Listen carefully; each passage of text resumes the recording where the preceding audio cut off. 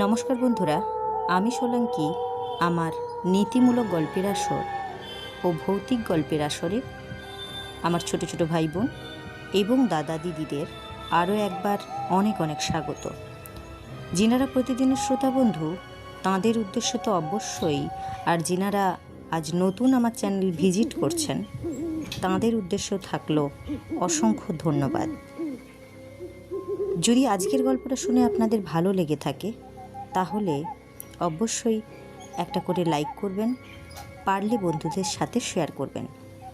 আর যিনারা নতুন শ্রোতা বন্ধু তাঁদের উদ্দেশ্যে বলছি, যদি আজকের গল্পটা ভালো লেগে থাকে তাহলে অবশ্যই আমার পাশে থাকবেন এবং আমার পাশে থাকার জন্য আমার চ্যানেলটাকে সাবস্ক্রাইব করে পাশে থাকা বেল আইকন প্রেস করে অল নোটিফিকেশান করে দেবেন। তাহলে আমি যখনই যেইরূপ গল্প নিয়ে উপস্থিত হব সেগুলো সময় মতো আপনারা আপনাদের ফোনে নোটিফিকেশান আকারে পেয়ে যাবেন। তো বন্ধুরা, কথা না বাড়িয়ে আজকে আমরা যে গল্পটা পড়তে চলেছি, গল্পটার নাম হলো বিদেহীর প্রতিশোধ। লিখেছেন রনেন বসু।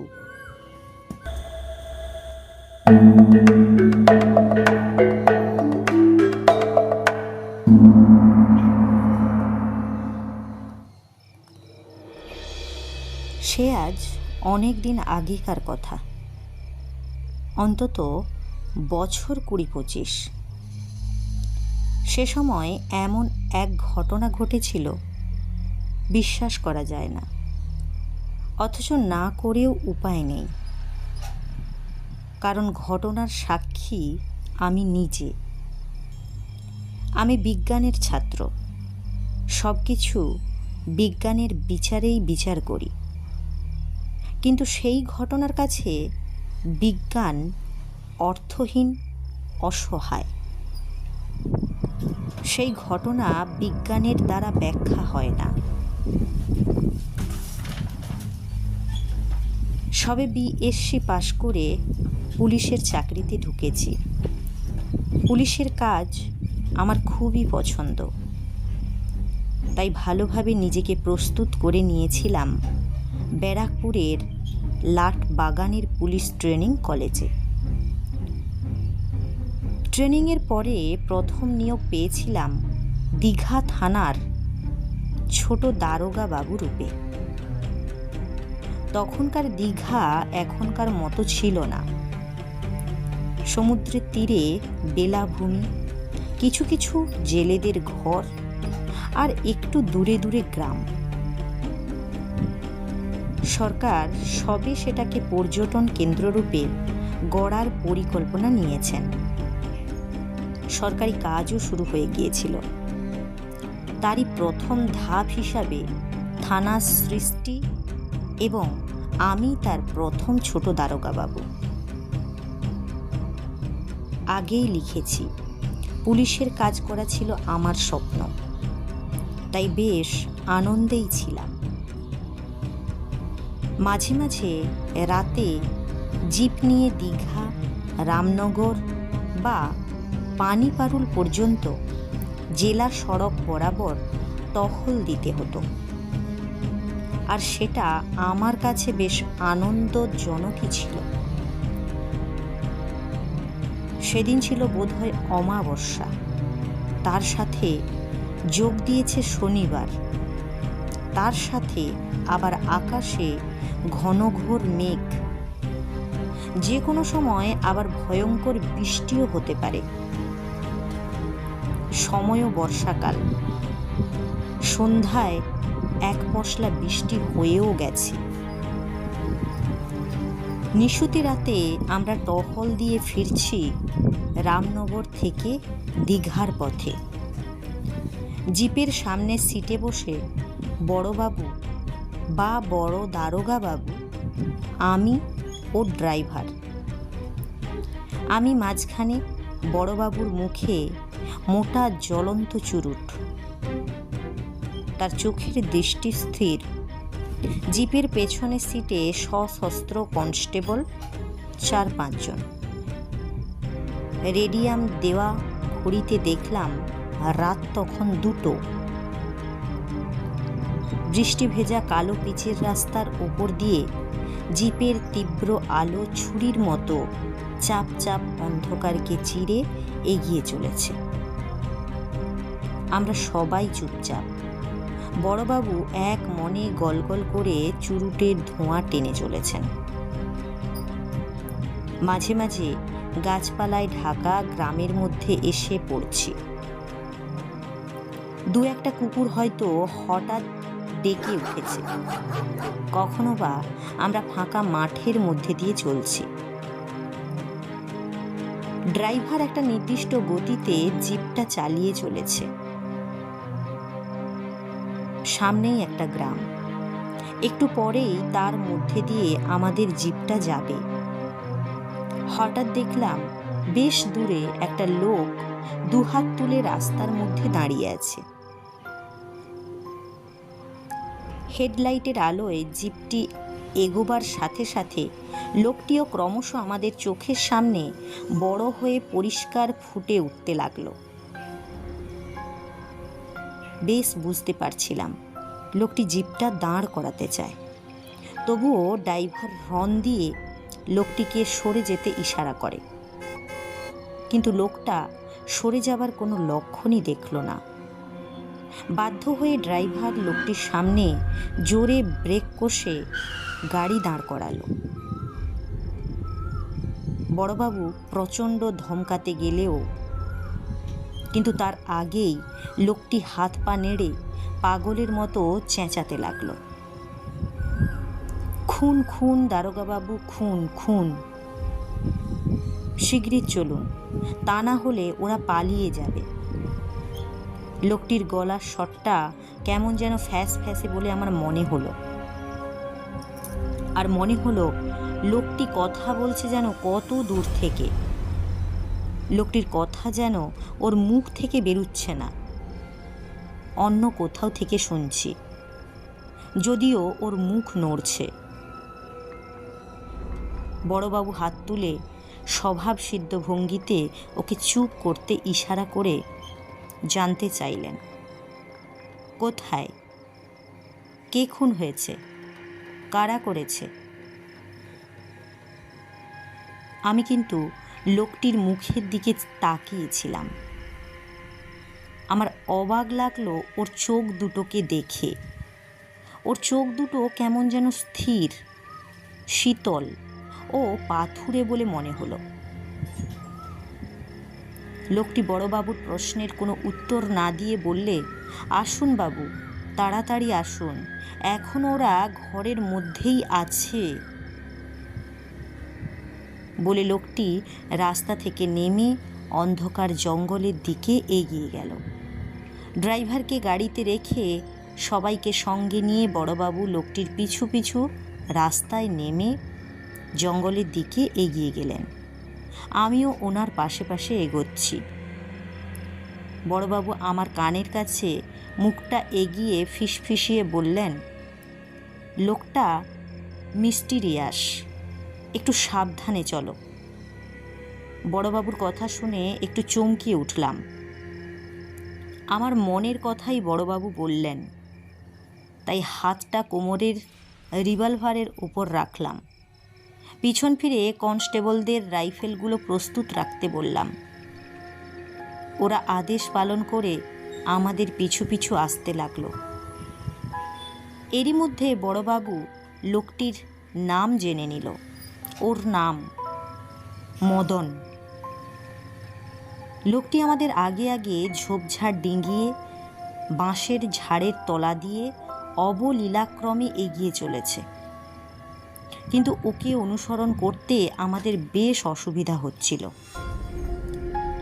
একটু আগেই এক পশলা বৃষ্টি হয়ে গেছে।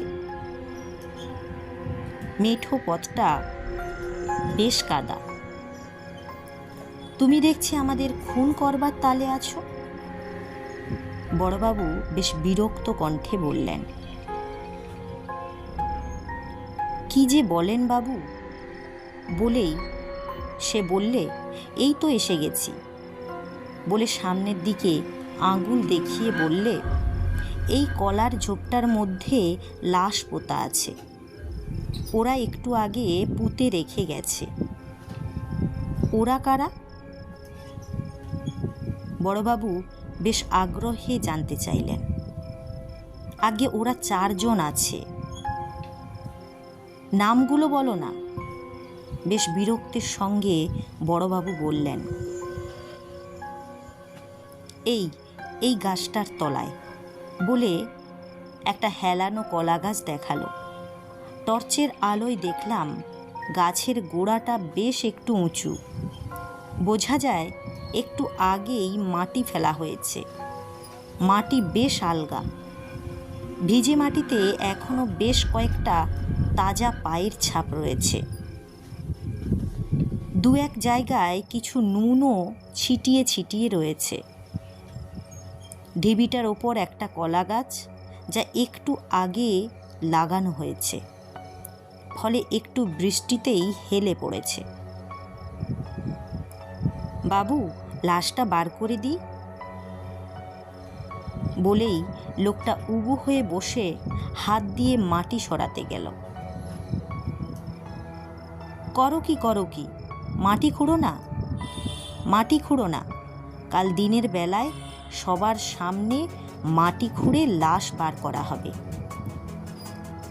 বড়বাবুর বাধায় লোকটা হাত গুটিয়ে উঠে পড়ে। তুমি খুনিদের নাম বলো, বড়বাবু মদনের দিকে চেয়ে বললেন। মদন খুনিদের নাম না বলে বললে, চলুন তাড়াতাড়ি চলুন, ওরা এখনো পালায়নি, এখনো ওদের ধরতে পারবেন।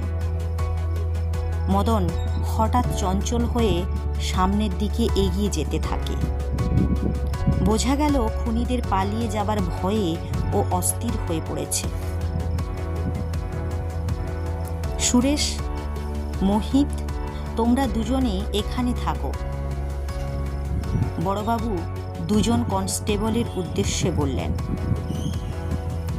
না, ওদের থাকতে হবে না, আমি আছি, লাশ কেউ নিতে পারবে না, আপনারা সবাই আসুন, বলে মদন এগিয়ে চলল। বড়বাবুর ইশারায় আমরাও ওর পিছন পিছন চললাম। মদন আগে আগে চলেছে। এবার আর জঙ্গলের পথ নয়, বেশ পরিষ্কার গ্রামের পথ। চুপচাপ নিঝুম গ্রাম এক নাগাড়ে ঝিঁঝি ডেকে চলেছে। কয়েকটা বাড়ির উঠোনে কয়েকটা কুকুর একটু ডেকেই আবার চুপ করে গেল। মনে হলো ওরা মদনকে দেখে ভয় পেয়েছে। আমরা এগিয়ে চলেছি সামনের দিকে। জলে ভেজা পথ, আমাদের চলার কোনো আওয়াজ নেই। এক সময় একটা বাড়ির উঠোনে দাঁড়িয়েই মদন আমাদের দাঁড়াবার ইঙ্গিত করল। তারপর ইশারায় আঙুল দিয়ে সামনের একটা বড় ঘর দেখিয়ে দিতেই বড়বাবুর ইঙ্গিতেই কনস্টেবলরা ঘরটার চারিদিকে ঘিরে ফেলে। বড়বাবু আমাকে সঙ্গে নিয়ে দরজার দিকে এগিয়ে গেলেন। হাতে ধরা তার রিভলভার, আমার হাতেও একটা। মদন আমাদের পাশে পাশে। বড়বাবু বন্ধ দরজার সামনে গিয়ে চেঁচিয়ে বললেন, ঘরে কে আছো? দরজা খোলো। বোঝা গেল ঘরের মধ্যে হুড়োহুড়ি পড়ে গেছে। বড়বাবু আবার হুঙ্কার দিয়ে বললেন, পালাবার চেষ্টা করো না, ঘরটার চারপাশে পুলিশ দিয়ে ঘিরে রাখা হয়েছে।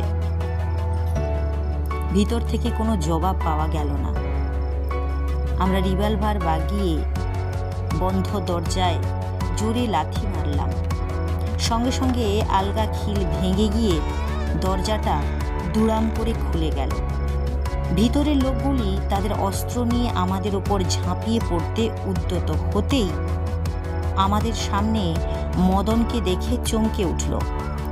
ওদের হাত থেকে অস্ত্রগুলো হঠাৎ পড়ে যেতেই বড়বাবু চেঁচিয়ে আদেশ দিলেন, হাত ওপরে তোলো, পালাবার চেষ্টা করো না, বাড়িটার চারিদিকেই পুলিশ রয়েছে। আমার মনে হলো বড়বাবুর কোনো কথাটি ওরা শুনছে না। আমাদের সঙ্গে মদনকে দেখে ওরা বিস্মিত। চোখগুলো বড় বড় করে ওরা মদনকে দেখছে। আস্তে আস্তে ওদের মুখগুলো ফ্যাকাশে হয়ে গেছে। বড়বাবুর আদেশে ওদের সবার হাতে হাতকড়ি পরিয়ে দেওয়া হলো। মদনের দিকে চেয়ে বড়বাবু বললেন, চলো এবার লাশটা বার করা যাক। চলুন হুজুর, বলে মদন আমাদের আগে আগে চলতে লাগলো। একটু পরেই খুনি চারজনকে নিয়ে আমরা সেই কলা গাছের ঝোপটার পাশে এসে পড়লাম। মদন মাটি খোঁড়বার জন্য একজন লোক আর সাক্ষীর জন্য গ্রামের প্রধানকে ডেকে আনতে হবে। এক্ষুনি ডেকে আনছি ওদের, বলেই মদন অন্ধকারে যেন প্রায় মিলিয়ে গেল। তার যাবার পথের দিকে বোবার মতো চেয়ে রইল সেই চারজন খুনি। একটু বাদেই কোদাল কাঁধে এসে দাঁড়ায় একজন, বলে মদন আমাকে পাঠিয়ে দিল। তা ও গেল কোথায়? বড়বাবু জানতে চান। আগে ও গ্রাম প্রধান জগবন্ধুর বাড়িতে গেছে, এখনই আসবে। মাটি কাটার লোকটি বলে। লোকটি আবার না পালায়, ওকে এ কেসে বিশেষ দরকার। বড়বাবু স্বগোক্তি করেন। মাটি কাটা লোকটি ঝপাঝপ মাটি কাটতে থাকে। বড়বাবু ধমক দিয়ে বললেন, এই আস্তে আস্তে কোদাল চালাও, ওখানে একটা লাশ পোতা আছে, ওটা নষ্ট হয়ে যাবে। লোকটা চমকে উঠে মাটি কাটা বন্ধ করে দেয়। লাশ মানে মানুষ মরা? তারপর ভয় পেয়ে বললে, বাবু আমাকে ছেড়ে দেন, এই সকালে আর মরা ছুঁতে পারবো না। বড়বাবু কড়া এক ধমক দিয়ে বললেন, যা করছো করো, তা নইলে এদের সঙ্গে তোমাকেও চালান করে দেব। ধমক খেয়ে লোকটি বেজার মুখে মাটি কাটতে লাগলো। এদিকে পূর্ব আকাশ বেশ পরিষ্কার হয়ে আসছে। হঠাৎ মাটি কাটার লোকটা গোঁ গোঁ করতে করতে অজ্ঞান হয়ে পড়ল। ঠিক এই সময়ে হন্তদন্ত হয়ে গ্রাম প্রধান জগবন্ধু বাবু এসে পড়ে বললেন, নমস্কার দারোগা বাবু, কে খুন হলো? মদন বললে, কে একজন খুন হয়েছে। আপনি? এ কি বলে জগবন্ধুবাবু নিজের চোখ দুটো কজলিয়ে নিলেন। তারপর গর্ত থেকে বার করা লাশটা ভালো করে দেখে বললেন, এ তো মদনেরই দেহ। তবে একটু আগে মদন যে আমায় ডেকে আনলো, অথচ ওর দেহ এখানে। বলতে বলতে তিনি সেই কাদা মাটিতেই বসে পড়লেন। হঠাৎ খুনি চারজন হাউমাউ করে বড়বাবুর পা জড়িয়ে ধরে বললে, বড়বাবু, মদনের হাত থেকে আমাদের বাঁচান, আমরা অপরাধ স্বীকার করছি, তা না হলে আমরা মদনের আত্মার হাতেই মরব। আমাদের জেলে দিন, আমাদের বাঁচান। সেই রাতের স্মৃতি আমি আজও ভুলতে পারিনি। ভূত আছে কি নেই সে তর্কের মধ্যে আমি যেতেও চাই না, তবে বিদেহী আত্মা যে আছে সে বিশ্বাস আমার হয়েছে সেদিনের সেই ঘটনার পরে। তো বন্ধুরা, গল্পটা কেমন লাগলো অবশ্যই কমেন্ট করে জানাবেন। যদি ভালো লেগে থাকে তাহলে অবশ্যই একটা করে লাইক করবেন, পারলে বন্ধুদের সাথে শেয়ার করবেন। আরও একবার পুরনো বন্ধুদের উদ্দেশ্যে এবং নতুন বন্ধুদের উদ্দেশ্যে বলছি, যদি আমার গল্পটা ভালো লেগে থাকে তাহলে অবশ্যই আমার পাশে থাকার অনুরোধ রইল। আর আমার পাশে থাকার জন্য আমার চ্যানেলটাকে সাবস্ক্রাইব করে পাশে থাকা বেল আইকন প্রেস করে অল নোটিফিকেশান করে দেবেন। তাহলে আমি যখনই যেই রূপ গল্প নিয়ে উপস্থিত হব সেগুলো আপনারা আপনাদের ফোনে নোটিফিকেশান আকারে পেয়ে যাবেন। তো বন্ধুরা, যতক্ষণ আমি নতুন গল্প নিয়ে ফিরে আসছি ততক্ষণ পর্যন্ত সবাই ভালো থাকবেন, সুস্থ থাকবেন। ধন্যবাদ।